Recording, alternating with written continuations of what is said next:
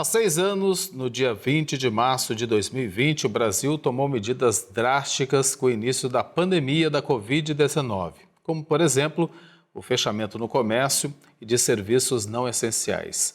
Mas, passada a pandemia, a vida de muita gente mudou e medidas tomadas durante o período da doença passaram a fazer parte do nosso cotidiano. A Covid-19 veio e marcou o mundo com mudanças no cotidiano. Muitas adaptações temporárias tornaram-se hábitos permanentes. Há 6 anos, a pandemia chegou e pegou as empresas e os trabalhadores de surpresa, que tiveram que se adaptar a uma nova vida de trabalho.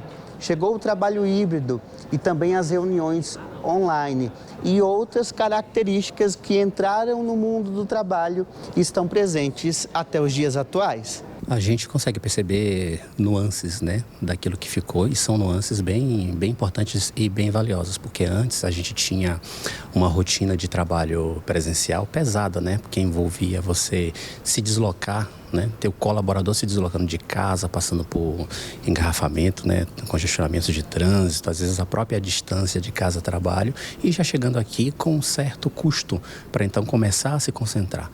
Aí quando chega a pandemia e a gente precisa mudar isso, precisa levar as pessoas para o home office, a gente começa a perceber que lá no home office valia muito a pena ter um funcionário começando super energizado às 8 da manhã e pronto para colaborar, pronto para contribuir ao máximo possível para as suas demandas durante o dia. Talvez, inclusive, com o benefício de saber que quando ele encerrasse aquela jornada, ele não teria um retorno para casa ainda custoso, ainda pesado.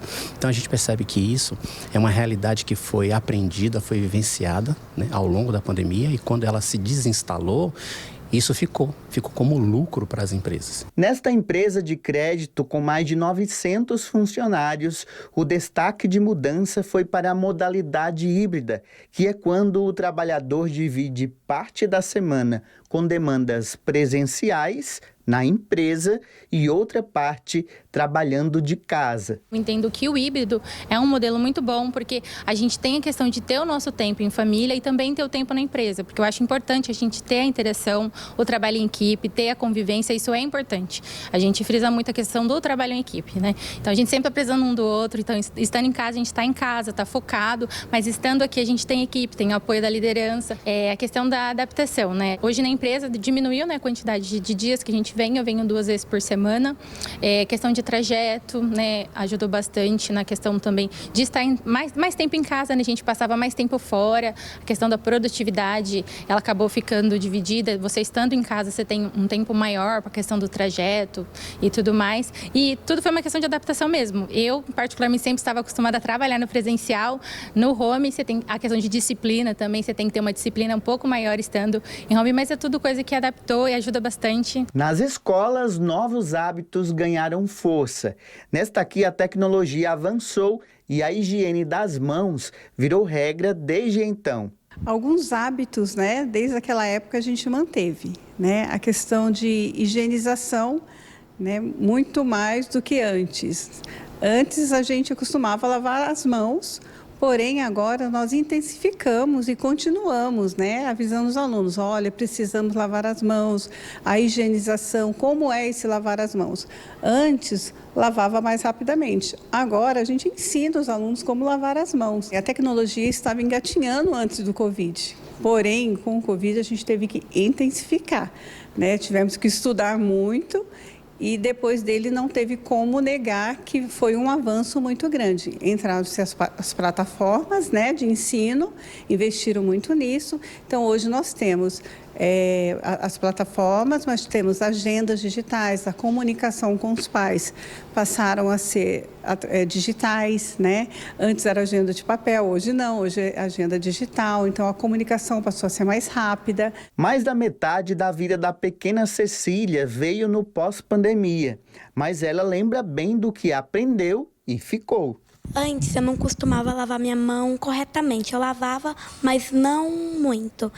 Mas depois do Covid, a minha mãe ela me ensinou que eu precisava lavar mais minha mão para minha mão não ficar infectada dos germes.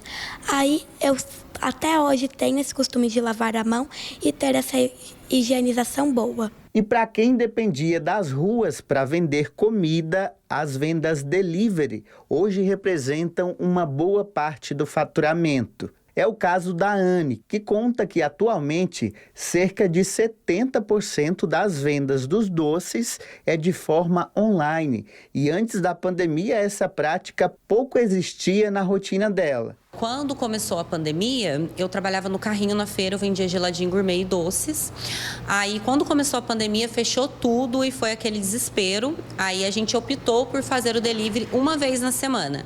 Até então foi uma vez na semana, que foi toda quinta-feira, só que foi dando muito certo, porque todo mundo estava dentro de casa e começou a vender bem, então a gente começou a adaptar todos os dias. E se não fosse a pandemia, eu acho que nem a loja eu teria, porque eu estava tão focada só na feira, no carrinho, que quando veio a pandemia, veio uma infinitas possibilidades para a gente poder crescer. Esse psiquiatra observa outros aspectos importantes. Por um lado, o aumento da ansiedade e, por outro lado, mais preocupação das pessoas com a própria saúde mental. Mais do que as vantagens de estar trabalhando presencialmente ou de estar trabalhando online ou híbrido, a necessidade da mudança e reestruturação da vida foi muito difícil para todo mundo. Então, no primeiro momento, reorganizar todo o processo de trabalho para o online e depois, com o retorno, ter que reorganizar todo o processo de novo para ir presencial. E isso foi muito impactante para as pessoas, tanto que no ano de 2024, nós tivemos o recorde no Brasil de afastamentos por problemas de saúde mental. Durante a pandemia e depois da pandemia, a gente lidou com uma outra onda que não foi da infecção em si, mas que foi do adoecimento mental. Os quadros de depressão e de ansiedade dispararam. Houve um aumento muito grande na busca por tratamento por esses transtornos e a gente entende isso como um fenômeno duplo, que por um lado foi ruim pelo aumento dos casos de ansiedade e da intensidade dos quadros que as pessoas já vinham tratando, isso se agravou na pandemia, e por outro lado, porque um trauma compartilhado por todo mundo acabou abrindo um espaço para que as pessoas falassem mais sobre sofrimento mental, falassem mais sobre adoecimento, e, consequentemente, buscassem mais ajuda profissional. Pois é, mesmo depois de 6 anos, do início da pandemia, a Covid-19 ainda levanta uma dúvida importante. A vacinação continua sendo necessária? Muita gente deixou de atualizar a carteira de vacinação, as doses, e a procura pelas vacinas já não é a mesma. O nosso repórter, o Eduardo Góes, é quem traz mais informações para a gente sobre isso. Oi, Góes, boa tarde para você. A vacinação se faz necessária ainda, né? Boa tarde para você. Boa tarde, Rayane, Eduardo, todos que nos acompanham agora no TJ Aparecida. É muito necessária ainda, mas hoje em dia há um público específico que ainda deve continuar se vacinando. Antes disso, eu quero apresentar aqui para vocês a Adriana de Freitas, que é diretora aqui da Vigilância Epidemiológica, aqui da Secretaria Municipal de Saúde da cidade de Lorena. Adriana, seja muito bem-vinda ao TJ Aparecida. As vacinações, elas continuam, né? Mas antes disso, eu gostaria de te perguntar, os cuidados, o controle, chega a ser algo perto do que foi há 6 anos atrás? Qual que é a situação hoje? Uma boa tarde para a senhora. Boa tarde. Não chega nem perto do que foi naquela época, né, quando a gente começou a ter os casos, né, as etiquetas respiratórias eram muito mais rígidas, né. Hoje a orientação que a gente tem é que quem esteja com sintomas gripais, tampe a boca e o nariz ao tossir, lave as mãos, use álcool 70. No caso dos profissionais de saúde, em estabelecimento de saúde, se tiver com sintoma gripal, a gente orienta que utilize máscara, né, mas conforme os casos foram diminuindo, a gente foi tendo um controle da doença, as pessoas também vão relaxando um pouco, né? Hoje, por exemplo, a gente sabe que a vacinação ela continua, mas tem um público específico, né? Explica pra gente quem deve continuar se vacinando. Sim. Para as crianças de 6 meses a 5 anos, a vacina está na rotina. Então, é rotina, como todas as outras vacinas do calendário vacinal da infância. Porém, os pais têm um pouco de resistência, né, a vacinar. Ficou aquela coisa do medo da vacina, muita fake news, né, muita coisa assim que não é em verdade, né, com relação à vacina, e os pais têm medo de vacinar. Então, assim, no nosso município, o esquema vacinal para as crianças menores de 5 anos, a gente só tem 5% da população vacinada com esquema completo, né, embora a gente esteja sempre fazendo campanhas, orientando, né, a necessidade de estar se vacinando, mas os pais têm essa resistência. Da população em geral, a gente tem 90% da população vacinada, com pelo menos o esquema de 2 doses, né?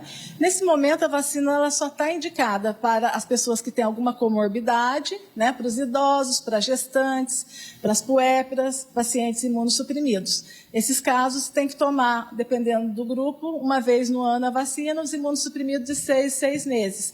A população em geral não tem mais indicação para vacina. Caso a pessoa nunca tenha tomado nenhuma dose, né, ela tem a opção de estar tomando pelo menos uma dose da vacina. A senhora bem falou, né, da questão das fake news, né? A pandemia também foi marcada por essa questão de muitas inverdades, de falsas notícias a respeito das vacinas, né? Seria importante a gente talvez reforçar um pouco, né, sobre que não há preocupação nenhuma, principalmente das crianças, de tomar essa vacina, né? Sim, com certeza, a vacina é segura. A gente sabe que a melhor forma de prevenção de doenças é a vacina, né? Se a gente chegou num controle da doença que a gente tem hoje, lógico que a gente ainda continua tendo casos, continuamos tendo complicações, continuamos tendo óbito, mas assim, a gente teve uma redução grande, né, um controle maior graças à vacinação, né?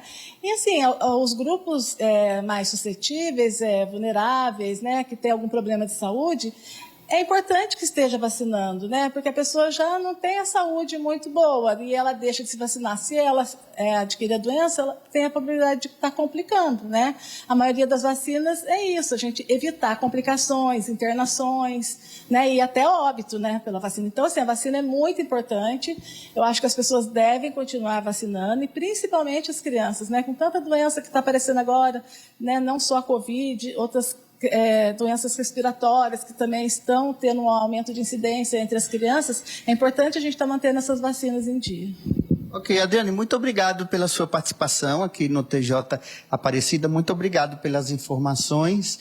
Fica aqui então, né, 6 anos depois, a gente tem essas informações que a vacina, ela ainda é necessária, mas para o grupo correto e, claro, para aqueles que estão dentro do grupo que é necessário tomar a vacina, fugir das fake news, né, das falsas notícias, porque isso só vai prejudicar como foi lá atrás. Eu deixo com vocês agora, Rayane e Eduardo, uma boa tarde para vocês. Boa tarde para você também, um ótimo fim de semana, e foi pela vacina que a gente saiu da pandemia, né? E estamos aqui hoje graças à vacina.